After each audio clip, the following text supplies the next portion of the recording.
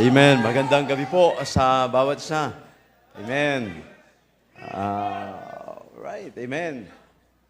Ibang-iba na po talaga ang biyahe ho ngayon. Dahil ang biyahe po pagkagantong araw ay talagang umaabot halos ng 1 oras at 15 minuto. Pero buti na lang ho, may mga shortcut na. Pero sa ministry, walang shortcut. Amen. Sa daan lang, maganda ang shortcut. Pero pag sa ministry tayo ay nag-shortcut, one day magsasuffer din tayo. Babalik din tayo sa dati.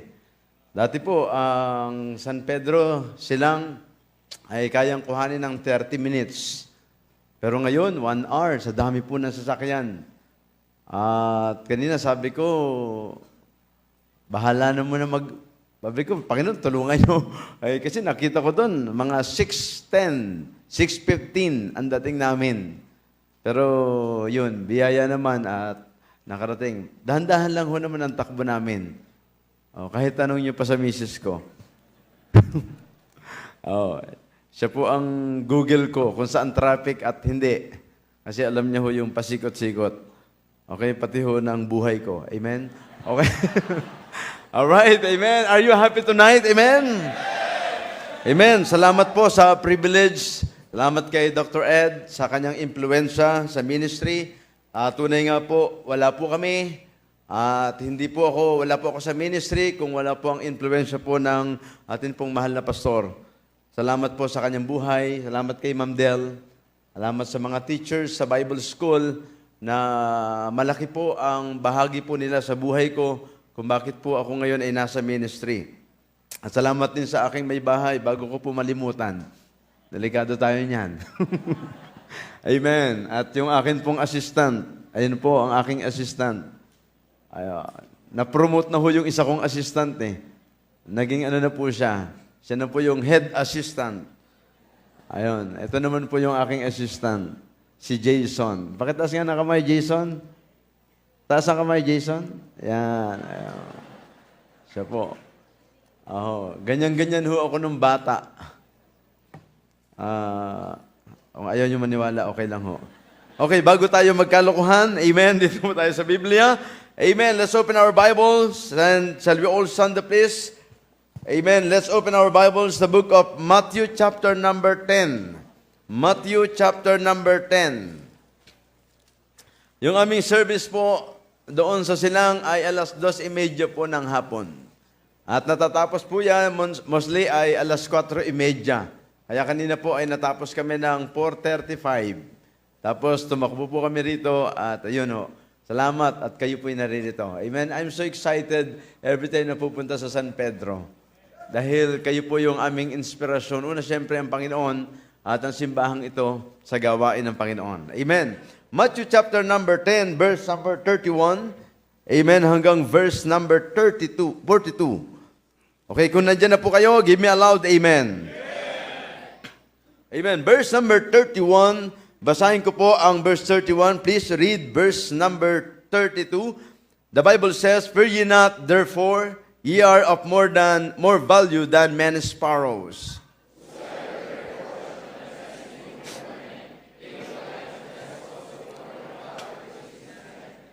But whosoever shall deny me before men, him will I also deny before my Father which is in heaven.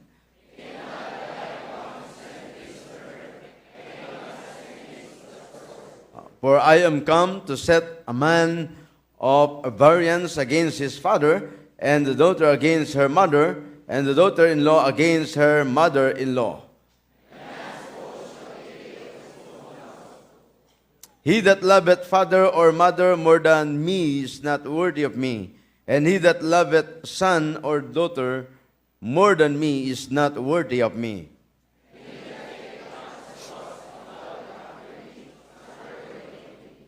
Verse number 39, he that findeth his life shall lose it, and he that loseth his life for my sake shall find it.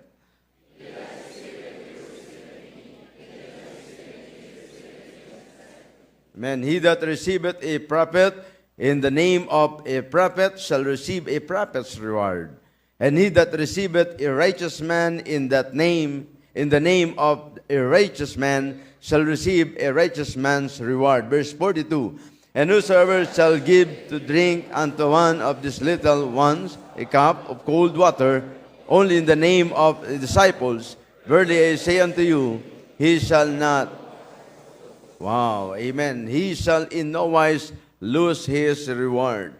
But I would like you to notice this verse 39. The Bible says, he that findeth his life shall lose it. He that findeth his life shall lose it. Alam niyo mga kapatid, sa panahong ito, marami mga taong naghahanap ng buhay. Buhay. Hindi hanap buhay, kundi saan ba nila i-spend ang kanilang buhay.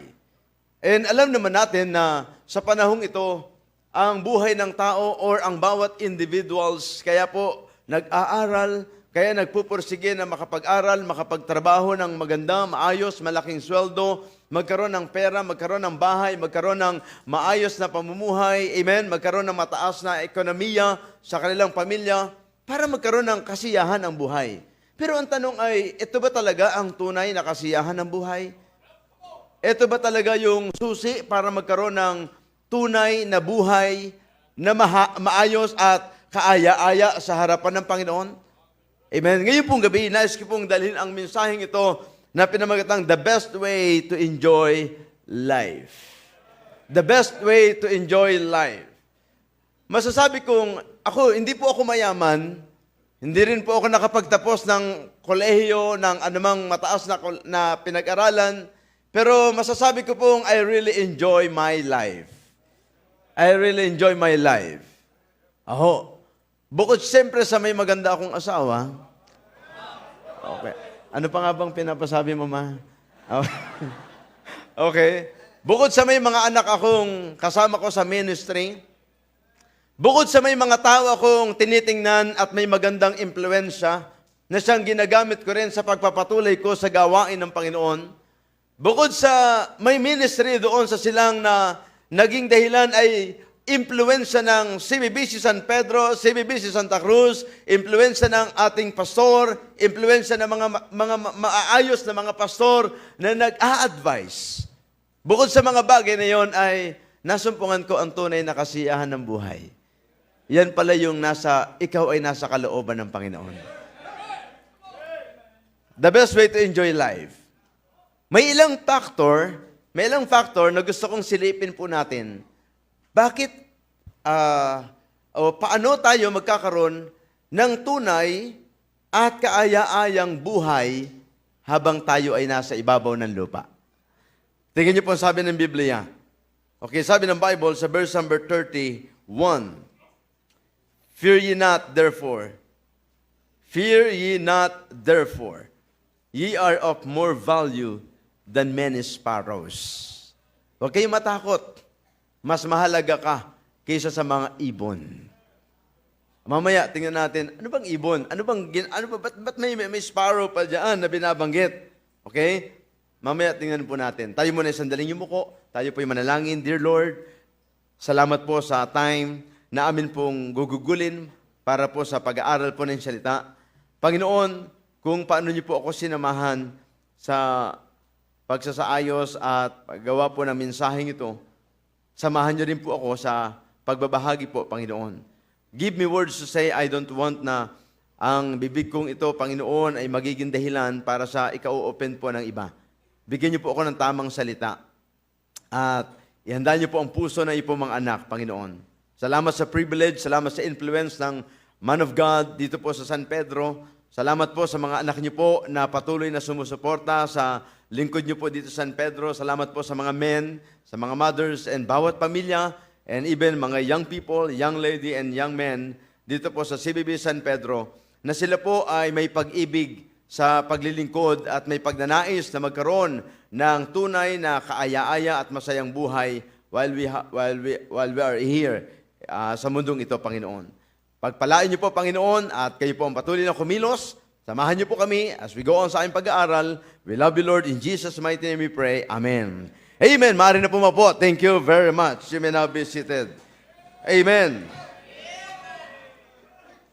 Dito po sa atin pong nabasa na salita po ng Panginoon, alam niyo yung mga sparrow, yung mga ibon na lumilipad sa alapaap, sila po ay masayang lumilipad. Dahil napupulfill nila ang purpose ng kanilang pagiging ibon. Amen? Yung lilipad-lipad lang sila, may mga times na malakas ang hangin, magpapadala lang sila doon sa hangin. Hindi na sila kailangang kumampay. Andun lang sila, masaya sila. At may mga times na iikot-ikot lamang sila.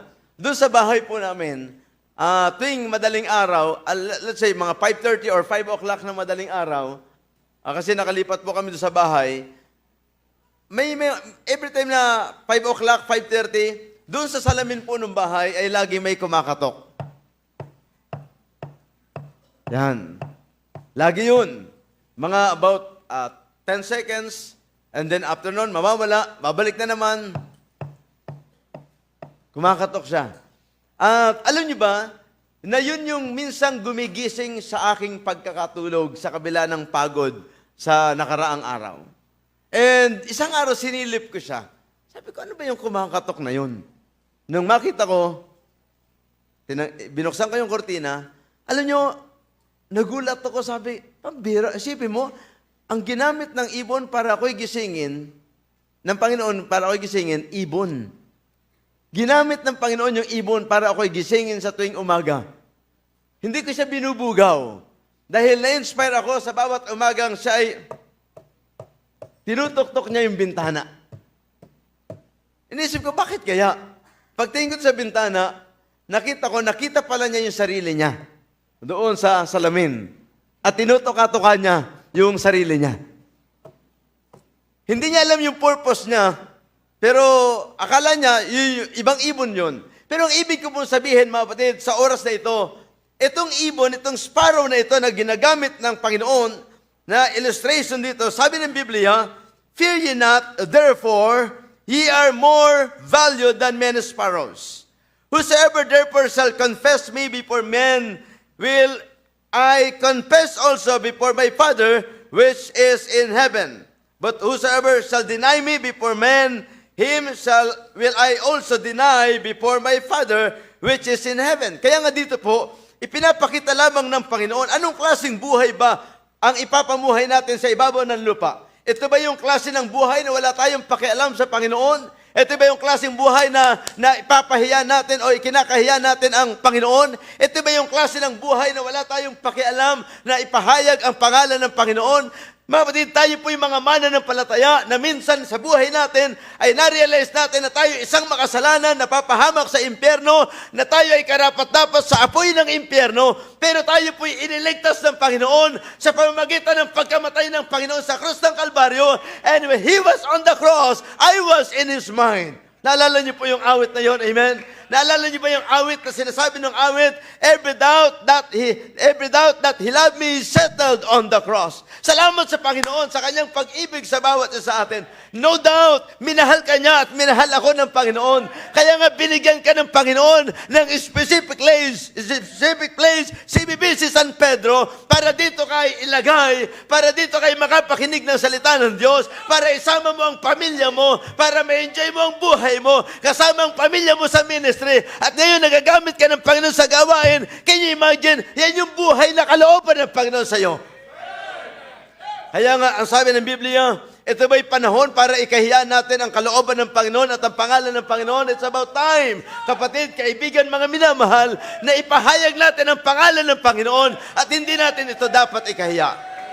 Every time na may pagkakataon tayo na mangaral ng salita ng Diyos, amen, pinakamaganda ay samantalahin natin ang pagkakataon sapagkat ang katotohanan ng buhay, hindi po tayo laging nasa ibabaw ng lupa. Kahapon, ang prinsipyo ko kasi, sabi ko, pagkakaluluwa ang usapan, kahit na anong gagawin ko, kahit na anong ginagawa ko, iiwanan ko yon para mag-preach, especially doon sa Buron.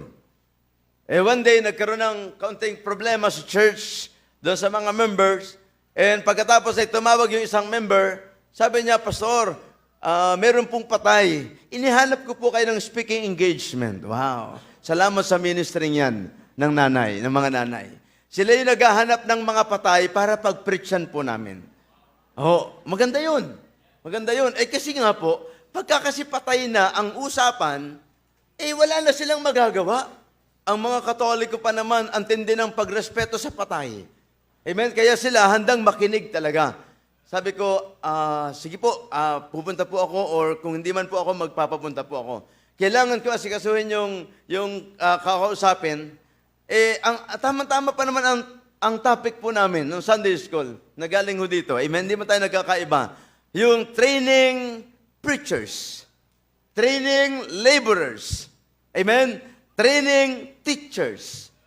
At sabi ko, may worker naman kami. Sabi ko, kung ako lagi ang gagawa nito, marami kong maiiwanan. And then, nung panahon yun, nung araw na yun, sabi ko, Brad, ikaw ang pumunta doon sa patay. Ako po, oo, ikaw. Wala ka ng maraming tanong.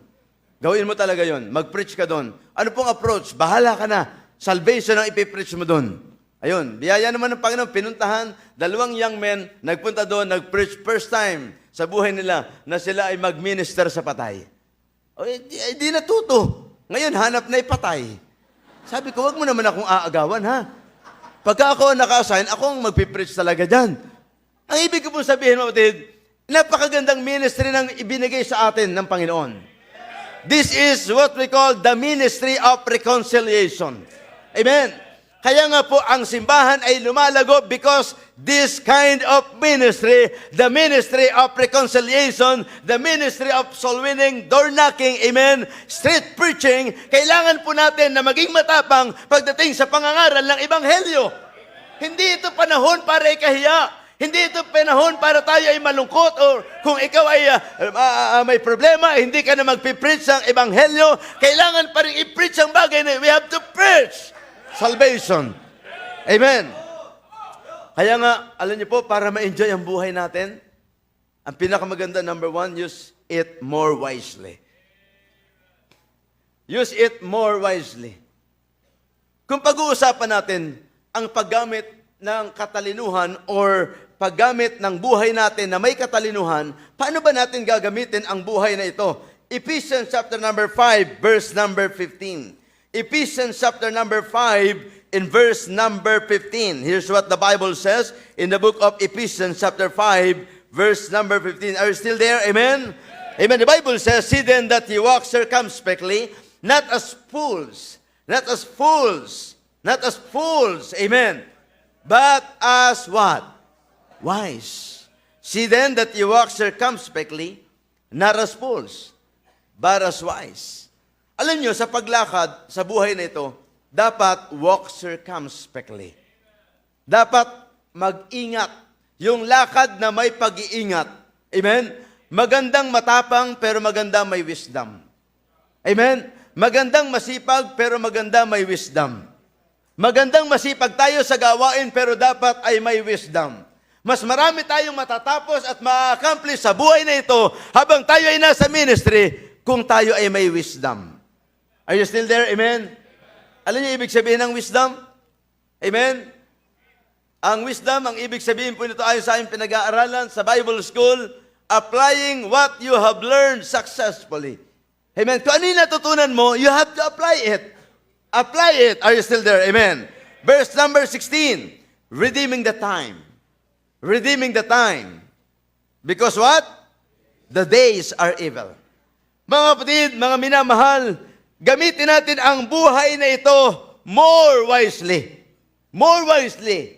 Kailangan ay maging pantas tayo. Kailangan ay maging matalino tayo sapagkat hindi tayo laging buhay sa ibabaw ng mundong ito. Kaya nga sinasabi ng Biblia, redeeming the time because the days are evil. Habang nagkakagulo sa Senado, wag na tayong makigulo sa kanila. Amen. Kung maaari, wag na tayong makisawsaw sa kanilang kaguluhan. Kung may mga nag-aaway-away, meddle not with them. Amen. Ang kailangan natin gawin ay pagbutihin natin ang ating buhay na paglilingkod sa Panginoon. Kung ikaw ay soul winner, magpatuloy ka being a soul winner.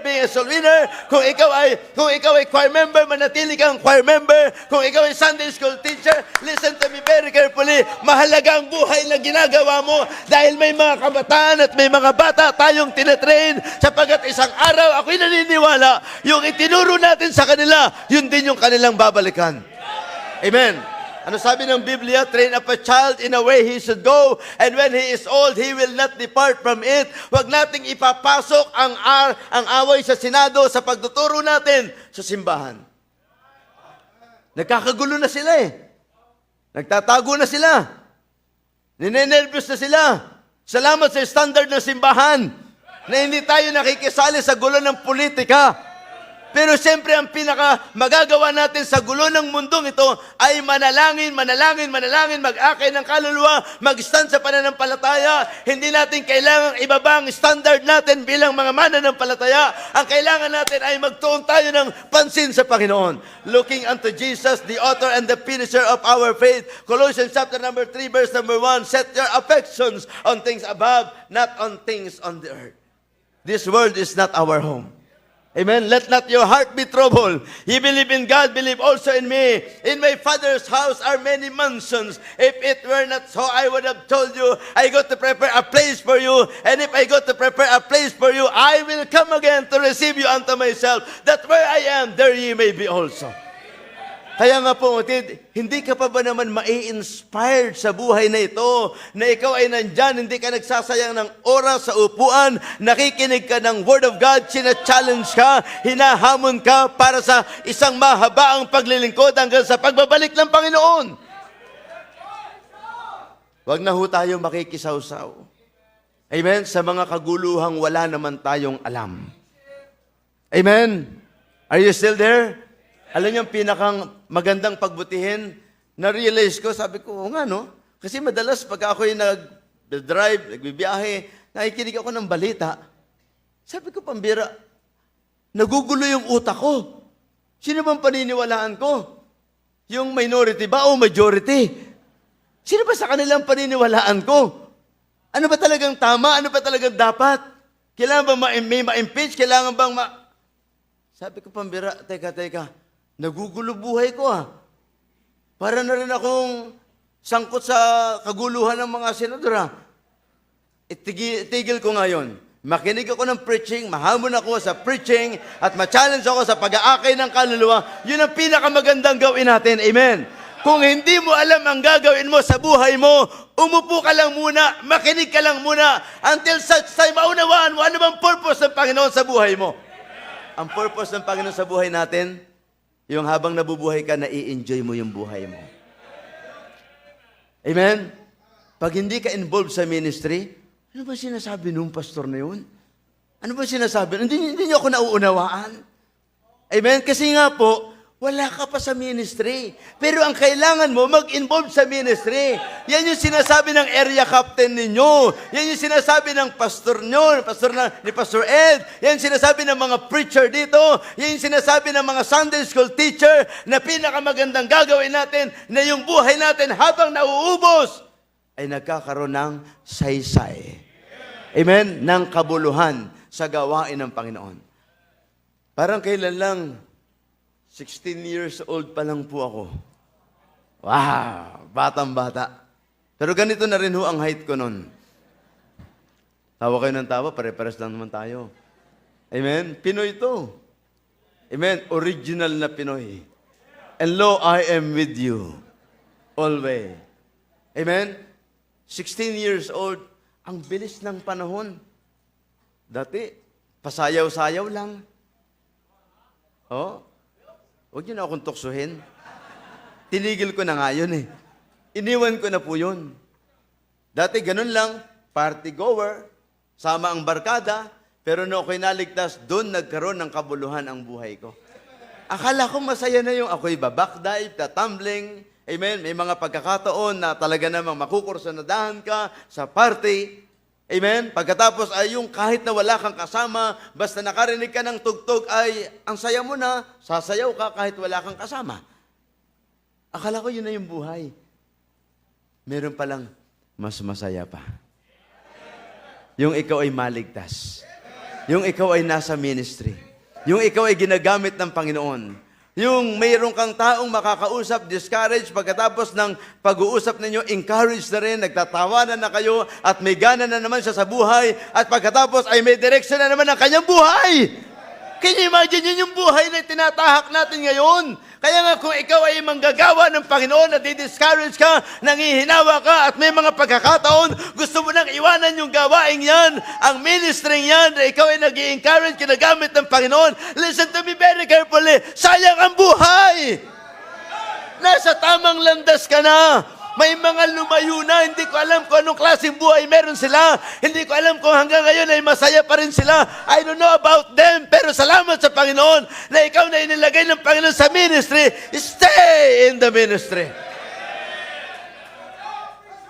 Use it more wisely.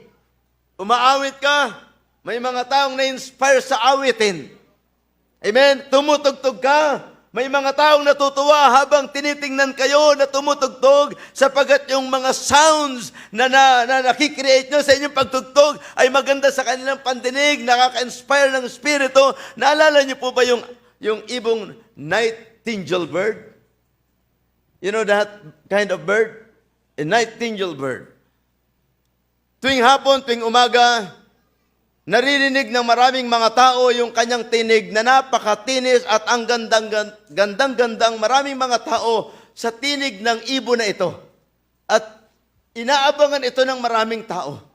At habang pagkahapon nandun sila, nakikinig na sila, at pagkatapos ay naririnig nila ang huni ng ibon na parang umaawit na ang ganda-ganda ng tinig. Pero hindi nyo ba alam, ayon sa pag-aaral, kaya siya nakakapag-create ng magandang tinig sapagkat every time na siya ipapasok sa kanyang bahay doon sa kawayanan ay natutusok yung kanyang balat ng matutulis na tinik ng kawayan at pagka siya ay natusok, siya po ay nakikreate ng magandang tinig. Can you imagine magandang tinig para sa tao pero para sa kanya napaka-painful ng bagay na yon. Amen. Minsan sa buhay natin, habang tayo nasa ministry, may mga pagkakataon, habang nai-inspire ang maraming tao sa buhay ng mga taong nasa ministry, hindi alam ng mga taong ito, natuguan ka na napakarami mong pain na nararamdaman para sa iyo, pero sila'y tuwang-tuwa. Can you imagine, titigil ka ba sa ganyang klase ng buhay? Praise God, sa man of God. Ang man of God, nabe-bless tayo. Si Pastor Ed, nabe-bless tayo, pero hindi natin alam yung pain na meron siya. Habang tayo nabe-bless sa kanyang buhay, pero meron siyang sakit na nararamdaman sa kanyang kalooban, sakit ng pagkawala ng mga kapatiran. Amen? Yung sanhi ng problema na dinudulot ng mga pasaway ng miyembro. Amen?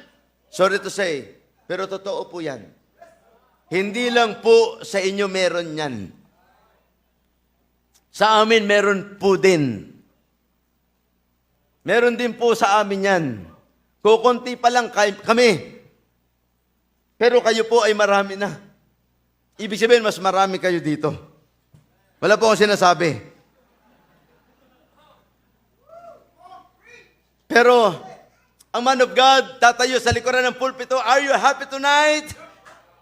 Amen? Namingiti sa labi. Hindi ba naag yung pain na nararamdaman? Amen? Nabe-bless pa rin tayo every time na magpipreach. Why? Sapagkat hindi niya inaalaw na yung pain na yon ang magkukontrol sa kanyang ginagawa. Magpapatuloy siya sa kanyang ginagawa sa gawain ng Panginoon dahil ang purpose ng Panginoon sa mga taong tinawag ng Panginoon ay magpatuloy ang buhay at ginagamit ang buhay more wisely. Pero sana hindi lang man napagandang ganon. Sana ho pati ang bawat miyembro ng simbahan. Ang ninanais po namin bilang man of God, yung mga nakaupo every time na nagpipreach sa pastor, ay mag-decide din naman na isang araw magpagamit sa Panginoon. Hindi lang po tagapuno ng upuan, kundi isang araw, tayo din naman ang magdadala ng ilalagay sa upuan. Yung ikaw na mismo ang tatayo. Amen? Dahil meron kang bisitang pauupuin dyan. 5, 6, 7, 10 na pauupuin mo dyan. At pagkatapos wala nang bakanting upuan, ikaw ay tatayo at ikaw mismo yung matutuwa. Pagkatapos makikita mo yung dinala mong bisita na invitation na siya luluhod at umiiyak at may decision na maglingkod din naman sa Panginoon. Can you imagine yan yung buhay na gusto ng Panginoon? Na ma-spend natin yung ating buhay sa mga taong magdi-decide din naman na maglingkod sa Panginoon. Use it more wisely. Amen. Live carefully and intentionally. Use every opportunity for good and for God.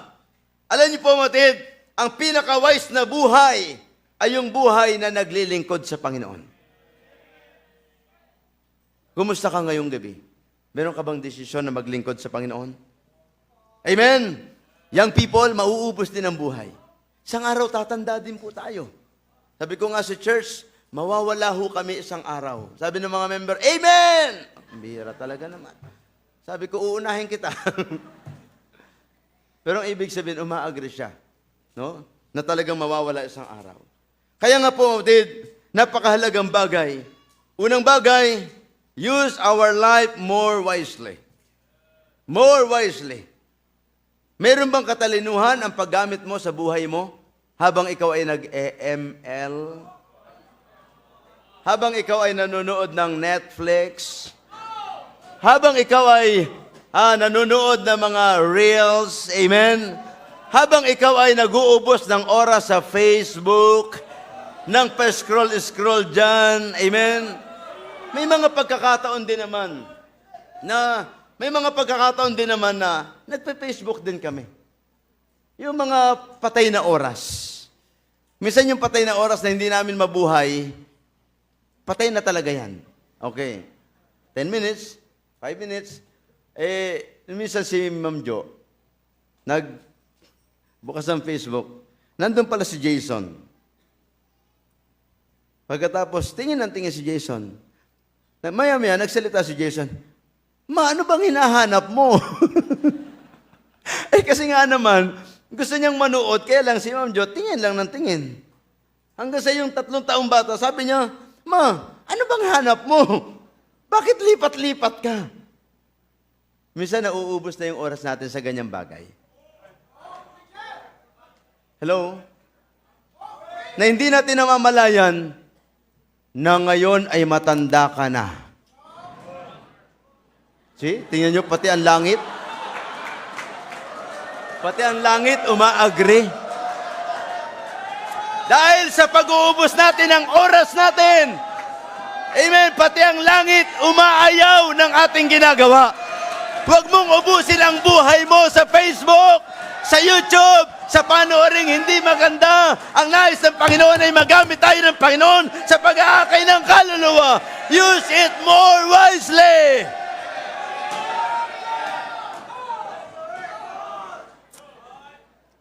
Hindi mo ba nare-realize, kaibigan, mga minamahal, kapatid, na ang buhay without Christ has no value at all? Tingnan niyo po ngayon, may kausap ako kagabi, architect. Tapos na siya. Wala pa lang siyang trabaho. Kailangan pa lang niya ng 2 years experience. Pero masalimuot ang buhay. Nakasimangot, wala talaga siyang, alam mo yung parang walang kapayapaan. Pero sabi ko, hindi ka pa ba masaya niyan? May bahay kayo, may motor ka, may sasakyan kayo, pagkatapos ay tapos ka na sa pag-aaral, hinihintay mo na lamang yung 2 years na experience, pero pwede ka pang kumita. Pero sabi niya, kulang po kasi, pastor eh. Anong kulang? Baon? Hindi po, kulang po. May kulang po ako sa buhay. And I found out na siya ay nabubuhay sa kasalanan.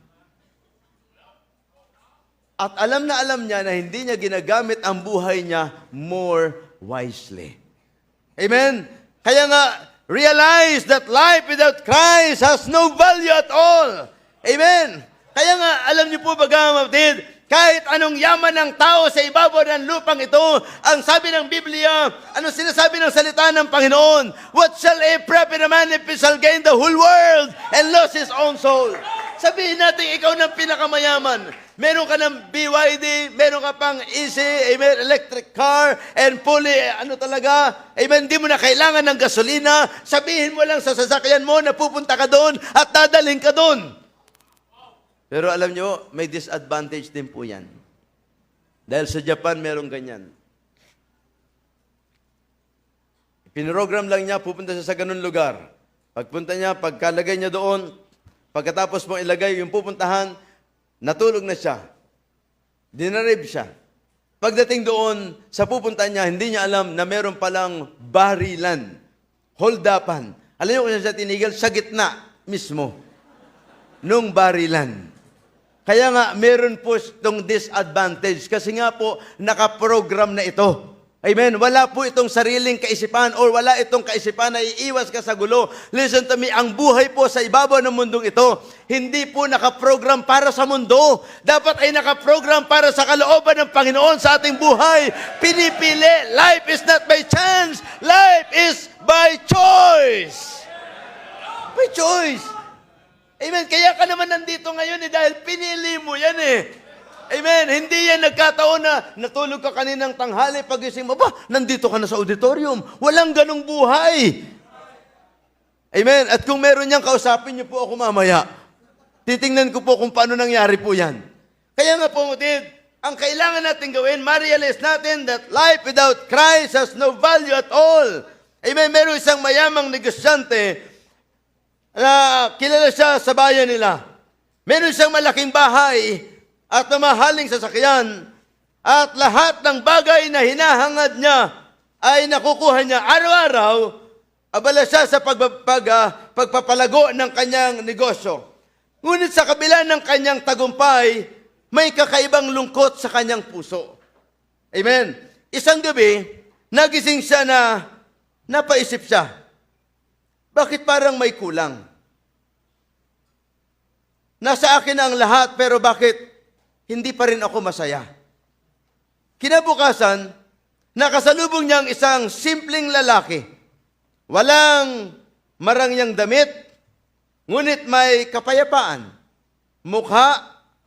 Yung mukha niya maaliwalas, nakangiti, banag yung kanyang kasiyahan, pero nagtataka siya at siya nagtanong, sabi niya, paano ka naging masaya kahit wala kang yaman? Nadala-dala at ang kinyaman. Ngunit ang lalaking ito ay sumagot ng nakangiti.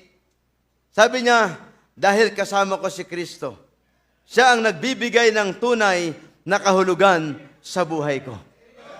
Mga kapatid, salamat sa Panginoon. Masasabi kong ang tunay na nagbibigay ng kabuluhan at kahulugan ng ating buhay, hindi po ang trabaho na meron ka, hindi po ang negosyo na meron ka, hindi ang sasakyan na meron ka, hindi ang ganda ng bahay mo, hindi ang laman ng ATM mo, hindi ang laman ng GCash mo, hindi ang laman ng bank book mo. Listen to me, ang nagbibigay ng tunay na kabuluhan ng buhay at masayang buhay ay walang iba kundi ang Panginoong Jesucristo. Amen. Kaya nga, ano sabi ni David? Ano sabi ni David? The Lord is my shepherd, I shall not want. Kaya mo bang sabihin ito? The Lord is my shepherd, I shall not want. Amen? Pagka nasabi mo ang bagay na yan, ibig sabihin, nandyan yung buong pagtitiwala mo sa Panginoon na kung hindi ang Panginoon ang gagawa sa buhay mo, ay talagang walang kabuluhan ng ating buhay. Amen? At alam niyo po, ang mayaman na ito, na pag-isip-isip niya, na ibig sabihin pala, na hindi pala yaman ang sukli, ang susi para siya'y magkaroon ng tunay na kasiyahan sa buhay. Pero ito yung hinahangad ng mundo. Walang masama na yumaman. Sino po ang gustong yumaman? Pakitaas nga po ng kamay. Pakitaas ang kamay. Taas ang kamay. Amen. Kumuha ng panyo. Amen. Amen. Wala ho doon ang pagyaman. Sabi nga, kung yayaman ka na wala ka naman kay Kristo at wala ang presensya ni Kristo, wag na lang. Dahil yan ang magbibigay ng masalimuot na buhay. Merong isang mayaman, ang dami niyang pera, hindi niya binabangko dahil ang isip niya baka mamaya mabankrupt. Ang sabi nila, 500,000 lang ang babalik sa'yo. No? Hindi niya binabangko. Then dala-dala niya, pero sa tuwing siya maglalakad, ay nababagabag siya. Na baka mamaya, meron tao sa likod niya. Pagkatapos aagawin yung attache case na dala-dala niya, yung maleta ng pera na galing sa Senado, amen? Dala-dala niya yun. At pagkatapos ay habang siya naglalakad, araw, gabi, may mga times na siya natutulog, nandun sa ulunan niya, yapos-yapos niya. Pag magsi-CR siya, dala-dala niya, inilalagay niya doon sa loob ng CR sa isang tabi. Talagang halos araw-araw, wala siyang kapayapaan. Yun na lamang ang naisip niya. Pero alam niyo, nagsawa sa klase ng buhay niya. Kaya nga tingnan niyo po, kapatid, yung mga may maleta ng pera, nasa na po sila? May kapayapaan ba talaga? Wala naman. Pero alam niyo, ang ginawa niya, nakakita siya ng magsasapatos. Na habang nagsashine ng sapatos, nagtatahi ng sapatos, ang ginawa niya, ibinigay niya yung, sabi niya, gusto mong yumaman? Oo naman. Kaya nga ako nagtatrabaho kasi gusto kong yumaman eh. Ang ginawa niya, may bibigay ako sa'yo. Ibinigay niya yung maleta. Yung maleta ng pera. Pagbukas nung magsasapatos, nakita niya, wow, talaga bibigay mo sa akin? Yes, sa'yo na lang yan. At nung ibigay niya, simula nung araw na yon, dumakad siya na hindi na siya natingin sa likuran niya. Sa tagiliran niya, payapa siya at siya'y masayang-masaya. Alam niyo po, nagdulot ng kawalan ng kapayapaan yung yaman na dala-dala niya. Dahil doon nakatutok ang focus niya, yung attention niya at yung isip niya. Pero, isang araw, after ng mga ilang buwan, nakita niya yung magsasapatos. Kung ano yung buhay niya, ganun din ang buhay ng magsasapatos. Tapos naka, uy! Ikaw yung binigyan ko ng maleta. Yung galing sa Senado. Amen? Ikaw yun. Sabi niya, oo nga, ako nga yun. Tapos sabi ng lalaking ito, sabi niya, huwag kang magagalit. Pero yung pera mo nandito pa, ibinabalik ko na sa'yo. Ayoko na. Dahil hindi na ako natutulog. Wala na akong kapayapaan, wala na akong inisip, kundi tingnan niyo nasa likuran ko, nasa tagiliran ko, baka may masamang balak sa pera na ito, ibabalik ko na sa'yo. Alam niyo, simula nung ibalik niya, yung magsasapatos, bumalik ang kapayapaan. Walang masamang yumaman. Pero alam niyo, pinakamaganda, pag ikay yumaman, ang pinakamagandang gawin mo, gaabang kayo? Amen. Ang pinakamagandang gawin mo, involved ka pa rin sa gawain ng Panginoon. Nakikita ko yung inyong evangelistic meeting.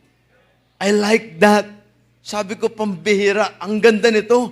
Ito yung gawaing makabuluhan. Nag-spend kayo ng pera, pambili ng pagkain, amen, or nag-aarkilaman ng place, or kung anumang bagay na ginagastos nyo, kayo po nagko-contribute, hindi po yan nawawalan ng kabuluhan. Yan po ay napakahalagang bagay para kayo nag-iipon ng kayamanan doon sa langit sa ginagawa nyo sa mga bagay na yan, dahil marami mga kaluluwang naliligtas sa panahong ginagawa nyo ang mga bagay na yan. It's not in vain in the Lord. Kaya nga lalong pinagyayaman ng Panginoon ang mga Kristiyano. Alam niyo kung bakit? Dahil kayo ay willing nang magbigay sa gawain ng Panginoon. Nag-spend kayo ng certain amount para sa gawain yan na makabuluhan. Huwag niyo pong ititigil. Mahalaga po yan. Sabi ko, I like that. That's good idea. Very nice. Amen. Kaya nga po, ang gawin po natin, ay magpatuloy tayo sa makabulang buhay sapagkat a life without Christ may have success but it will never have true significance. Wala naman talagang kabuluhan. Ilang engineer na ngayon ay engineer. Pero pag wala kay Kristo, ano nangyayari? Ilang abogado na ngayon ay abogado. Pero kung wala si Kristo sa buhay niya, ano nangyayari? Amen? Kaya nga po walang kabuluhan. Amen? Walang true significance. Kaya nga mga kapatid, without Christ, life is full of activity but empty purpose. Wala naman talagang purpose. Punong-puno ka ng activity pero wala namang purpose. Para kang isang taong ang dami mong napupuntahan pero wala ka namang nararating. Amen? Maraming mga taong ganyan. Ang daming napupuntahan pero walang nararating sa buhay. Can you imagine, iedad tayo ng ganito na wala man lang tayong accomplishment sa gawain ng Panginoon, ni isang kaluluway, wala kang nadala. Anong purpose ng buhay natin? Are you still there? Amen. You can gain the whole world, yet lose the meaning of life without Christ dahil hindi tayo nakapag-focus sa kung anong pwede ma-accomplish natin sa gawain ng Panginoon. Amen. Kaya nga, Christ is not just part of life. Amen. He is the reason life has value. Hindi siya part ng buhay. Siya talaga ang reason kung bakit may value ang buhay natin. Kaya nga kung kayo nangihina sa pananampalataya, madaliin niyong maging matatag, ma-revive, ma-encourage, at bumalik sa ministry. Kaya nga kung ikay nagbabalak na lumayo, Bible student ka, gusto mo nang mag-quit sa Bible school, sa pag-aaral, samantalang nag-i-invest ang institusyon na ito sa buhay mo para isang araw ay magamit ka ng Panginoon, pero nag-iisip kang lumayo sa gawain ito, listen to me very carefully, nawawalan ng value ang buhay mo. Sayang. Sayang ang buhay. Gusto mong balikan yung secular job, yung secular school, samantalang yung Bible school hindi mo pa natatapos. Yan na nga lang ang kabuluhan ng buhay mo. Masasabi natin, baka yan na nga lang yung makabuluhang ginagawa mo sa buhay mo, tapos ititigil mo pa. Lalo mong tinanggal. Without Christ, the heart remains restless. Restless. No matter how full the hands are. Amen? Walang kapahingahan. Walang katahimikan. Walang kapayapaan. Tandaan po natin, ang buhay pagka wala kay Kristo, hindi naman talaga payapa eh. Sabi nila, pag daw ka nasa church, wala ka ng panahon sa sarili. Bakit? Nung nasa labas ka ba, may panahon ka sa sarili? Wala rin naman. Amen? Sabi nila, pagka nasa church ka, wala kang kalayaan. Bakit nung nasa labas, may kalayaan ka ba? Alipin ka nga ng kasalanan eh. Amen? Pero ang mapalad tayo, dahil tayo nasa church, hindi tayo alipin ng kasalanan, kundi alipin tayo ng kabanalan, and this church is your protection sa buhay mo. Alala ko yung mahilig kasi ako sa manok. Hindi pansabong. Alam ko na nasa isip nyo. Yung cute lang, yung bantam. Bantam. Ba't ang sama ng tingin nyo sa akin? Okay? Yung, nandun siya mag-asawa, nangitlog na yung babae, tuwan-tuwa ako. Kaya lang sabi ko, naliliitan ako doon sa kulungan. May nag-advise sa akin, bakit di mo pakawalan, pastor? Para magala-gala sila. Kasi wala silang kalayaan. And ako naman nakinig, then tinanggal ko sila sa kulungan. Pagkatapos, tuwan-tuwa ako, nandun sila, naglalakad sila, holding hands. Wow. Saan ka nakakita, manok may kamay? Okay, nagkakalokohan na tayo. Naglalakad sila. Ang sarap pagmasdan. And then, kinagabihan, natulog na ako. Alam niyo, kinabukasan, excited akong tingnan. Kumusta na kaya sila? Sweet pa kaya? Pagkita ko, naku po, yung isa bukangkang, nakahiga, sabi ko, ang cute naman matulog. Pero bakit naman nakalaylay ang leeg at may kagat dito ng aso? At yung isa namang lalaki, kagat-kagat pa ng aso. Sabi ko, wow. Alam niyo, pinanghinaan ako ng loob. Hanggang sa halip na ako'y manghinawa, in-spiritualize ko na lang. Yan kasi, naghahanap ka ng kalayaan, na akala mo'y kalayaan, yung pala'y kamatayan ang mahahantungan. Alam niyo ba mga kapatid? Minsan yan ang hinahanap natin eh.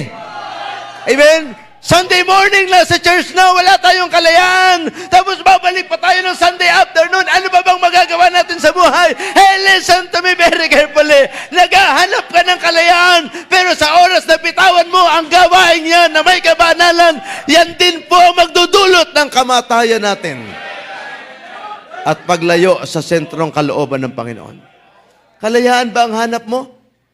Manatili ka sa simbahan. Amen? Huwag kang magpalipat-lipat ng simbahan. Kung miyembro ka dito, stay here! Be faithful and be loyal to your church! Huwag kang lalago sa pulpito ng iba, sapagkat ang pulpitong ito ay binigay sa inyo para kayo lumago sa likuran ng pulpitong ito. Meron kayong pastor na ibinigay. We should be loyal to our pastor. Amen? Alam nyo, marami kasi mga miyembro, pastor ng marami. Huwag kang miyembrong maraming pastor. Kung saan yung papabor sa'yo, ay doon ka napunta. Amen? Subukan mong pumunta sa amin, itataboy kita. Amen? Hindi yung kalooban ng Panginoon. Kaya nga po, tandaan po natin, huwag tayong malatipaklong na Kristiyano. Yung patalon-talon. Kung saan pumapabor. Kung saan papabor. We should be loyal, be faithful, involve yourselves in the ministry here in CBBC San Pedro, sapagkat ako'y naniniwala, dinesign ka ng Panginoon na gamitin dito sa gawain ito. Amen. Ang palad nyo nga, kasi, pambira, lahat na dito pinalayas nyo. Amen? Ay, hindi pala. Lahat na dito ay nabili nyo, ilan na lamang. Mabibilang na lamang sa 2 kamay. Sa susunod, 1 na lang. Amen? Susunod, wala na. Sa inyo na talaga ito. Amen? Salamat sa Panginoon. Yan po ay resulta ng katapatan ng man of God, katapatan ng mga miyembro ng simbahan. Salamat sa Panginoon na kayo po ay faithful. Aalis ka pa ba dito? Ay, ang dami mo nang ininvest sa gawain ito. Amen? Kaya po, mautid, nasain natin na mamuhay na kay Kristo lamang. Amen? And another one. Amen? Ano bang sabi ko kanina? Number 1, use it more wisely. Number 2, realize that life without Christ has no value at all. Number 3, realize that life is short. Life is short. Amen? Maikli lang ang buhay. Ngayon, nakikita niyo ako. Baka isang araw hindi niyo na ako makita. Amen? Salamat po. Wow, ang gagaling niyo. Amen. Tulog pala yung iba, no? Okay lang nun. Tanggap ko po yun. Baka ngayon nakatayo ako, bukas wala na ako. Huwag naman sana. Pero gusto ko pang magamit ng Panginoon. Bigyan mo ng dahilan ang Diyos na buhayin ka pa ng matagal. Gusto mo mabuhay ng matagal, anong plano mo ba sa Panginoon? Lord, gusto ko pong mabuhay pa ng matagal na walang sakit. Ano bang plano mo sa ministry ng Panginoon? Bigyan mo ng kabuluhan. Amen? Bigyan mo ng kabuluhan ang buhay mo sa ibabaw ng lupang ito. Dahil lagi nating tatandaan, ang buhay sa ibabaw ng mundong ito ay maikli lamang. Amen. James chapter 4 verse number 14, sabi ng Biblia, James chapter 4 verse number 14, whereas you know not what is in the morrow, for what is your life, it is even a vapor that appeareth for a little time, and then what? Vanisheth away. Ang ikli lang ng buhay. May mga makikita ko, teenager patay. Bata, patay. Tanda, patay. Payat, patay. Mataba, patay. Ang bilis ng buhay, walang pinipili ang kamatayan. Amen? Unsaved, patay. Christian, patay. Amen? Pastor, patay din. Walang sinisino. Kaya nga, ang challenge ngayon, nare-realize mo ba na minsan ka lang mabuhay? Amen? Don't waste your life on things that don't matter eternally. Ang pinakamaganda, magkaroon ng kabuluhan ang ating buhay. Are you still there? Amen? Kaya nga, time once lost can never be regained. Times once lost can never be regained. Amen? Ang buhay ay temporary lamang and uncertain. Amen? Ano sabi ng Biblia? For what is your life? It is even a vapor that appeareth for a little time and then vanisheth away. Amen? Live a life that pleases God. Mabuhay tayo sa buhay na naluluwalhati ang Panginoon. Amen? Alam niyo ba, na ang buhay natin ay kagaya po yan ng coins. Life is like a coin. You can spend it any way you want, but you can only spend it once. Once lang. Kahit na anong kurso ang matapos mo, isang beses ka lang dadaan sa mundong ito. Ang mahirap nito, hindi mo nadaanan ang ministry ng Panginoon. Sayang naman. Minsan lang mabuhay. Hindi mo man lang na-experience na mag-whole day. Amen? Hindi mo man lang na-experience na mag-soul winning, na maging choir member. Amen? Na maging musician, na maging Sunday school teacher, na maging usher. Amen? Na mag-akay ng kaluluwa, na magdala ng bisita. Hindi mo man lamang na-experience na mag-enroll sa Bible school.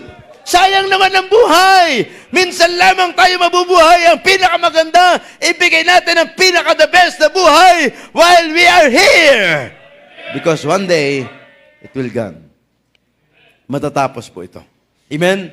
A wise life is not measured by success, wealth, or popularity. Amen? But by faithfulness to God. We should be faithful. Kumusta ang buhay natin ngayon? Ikaw ba ay basta na lang nabubuhay? Or buhay na ginagamit ka ng Panginoon? Alam niyo, the best thing to do is, isipin mo, Lord, ano po kaya ang magandang gawin ko? Kung ikinasa ministry na, pinaka-the best na gawin mo, stay in your ministry. Be faithful until we heard the sound of the trumpet. Amen? Amen? Maging inspirasyon tayo sa ibang tao. Just like a candle. Ang kandila, pagka may apoy, nauubos. Pero hindi siya nauubos ng walang kabuluhan. Sapagkat habang nauubos ang kanyang kandila, nagbibigay siya ng liwanag. Kumusta ikaw? Nagbibigay ka ba ng liwanag sa ibang mga mananampalataya, sa ibang mga unsaved sa paligid? Kumusta ang iyong loved ones? Nakakita na ba ng kaliwanagan sa iyo? The Bible says, let your light so shine before men that they may see your good works and glorify your Father which is in heaven. Naluluwalhati ba ang Panginoon sa atin? If not, panahon at pagkakataon, huwag mong sayangin. Sayang ang buhay. Ang pinakamaganda, invest natin ang buhay natin sa makabuluhang buhay.